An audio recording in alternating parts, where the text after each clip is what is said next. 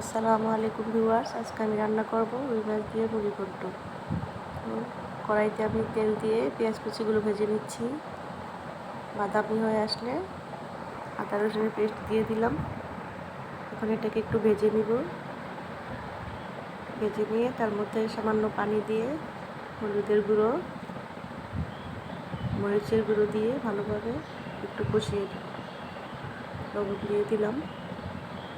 কষানো হয়ে গেছে, এবার টমেটো কাঁচামরিচগুলো দিয়ে একটু ভালোভাবে কষিয়ে নিব।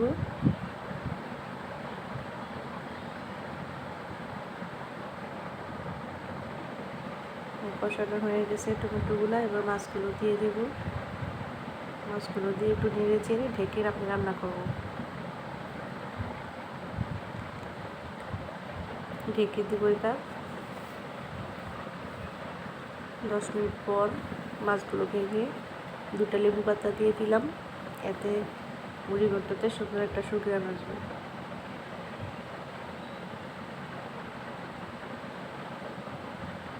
মাছগুলোকে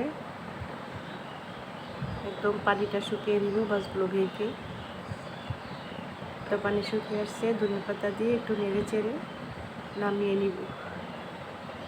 এটা আমার রান্না হয়ে গেছে, এবার এটাকে নামিয়ে নিব।